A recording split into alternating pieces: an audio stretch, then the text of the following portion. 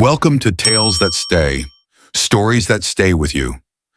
Have you ever carried a fake smile while carrying a heavy burden of past on shoulders no one could see? Have you ever replayed old moments at night, wishing you could change one sentence, one decision, one day? If you're listening to this right now, chances are you're holding on to something that already happened, but still hasn't let go of you. Jacob was the kind of person people admired from a distance. He showed up on time, spoke politely, laughed at the right moments, and did everything life expected of him. But inside, he was stuck in a place. He never talked about a version of his past that refused to loosen its grip.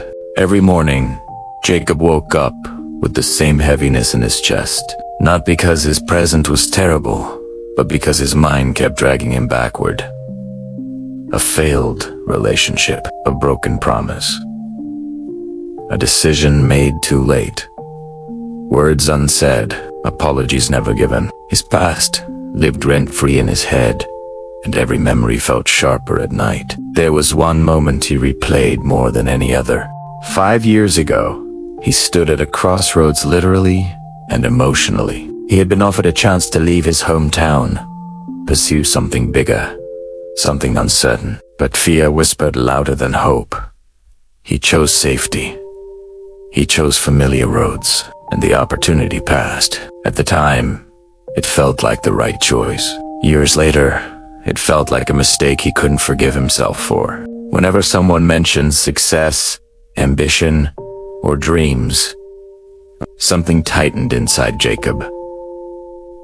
He compared his life to others and always came up short, not because he lacked ability, but because he believed his past decision defined his future. One evening, after another long day of pretending to be fine, Jacob took a walk to escape the noise in his head. His feet carried him to an old park he hadn't visited in years.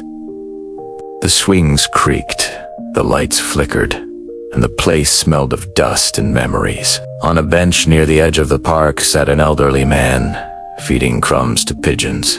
His face was calm, almost peaceful, like someone who had made peace with time itself. Jacob sat on the opposite end of the bench, staring at the ground. "You look like someone who's tired of carrying something heavy," the old man said softly, without turning his head. Suddenly, Jacob froze. "I'm fine," he replied quickly, the automatic response he had mastered over the years. The old man smiled. "People who are fine don't sigh like that." Silence stretched between them. "I made mistakes," Jacob finally said.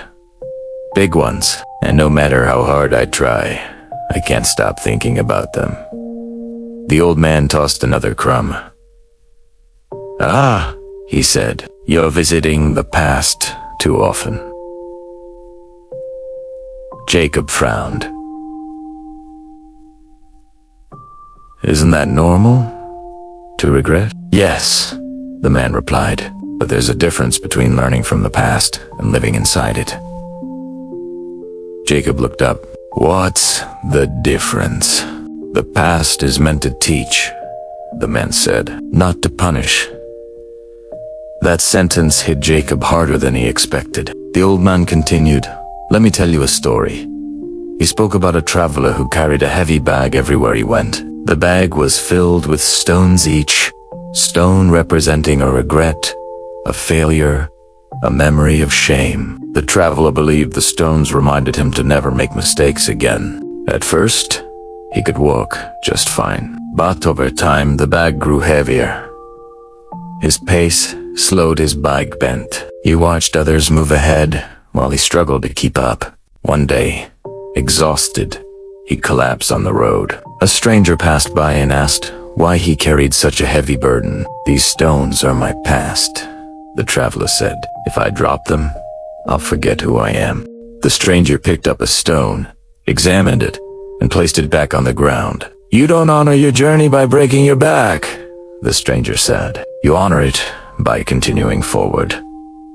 The traveler hesitated, then slowly removed the bag. For the first time in years, he stood straight. And when he began walking again, he realized something shocking. He didn't forget his lessons. He simply stopped suffering for them. The old man stopped speaking. Jacob felt his throat tighten. But what if the past defines you? He asked quietly. The old man turned to him for the first time. No, he said firmly. Your past explains you. It does not imprison you. That night, Jacob couldn't sleep, but for the first time, his thoughts were different. Instead of replaying old mistakes, he asked himself a new question. What if letting go doesn't mean forgetting, but forgiving? Over the next few weeks, Jacob began doing something unfamiliar. He stopped arguing with his memories. When regret appeared, he acknowledged it, then asked what it taught him. When shame surfaced, he reminded himself that growth often looks like failure before it looks like success. He wrote letters he never planned to send. Two people he hurt, two people who hurt him, and most importantly, to himself. One letter read, I did the best I could with who I was back then. I'm allowed to be wiser now. Slowly, something shifted. He noticed the world felt lighter. The mornings felt quieter. He laughed without forcing it. He made plans without fear whispering in his ear. One afternoon, Jacob stood at another crossroads. This time not on a street, but in his life. A new opportunity appeared, different from the old one, but meaningful in its own way. The old version of Jacob would have hesitated. He would have compared, overthought, and let the moment slip away. But this time, he remembered the bench, the stones, the words.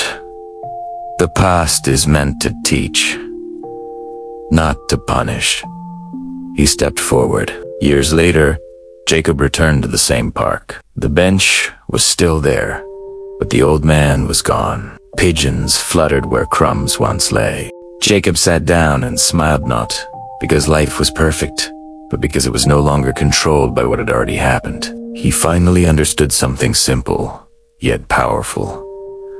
Holding on to the past doesn't change it. It only steals the future.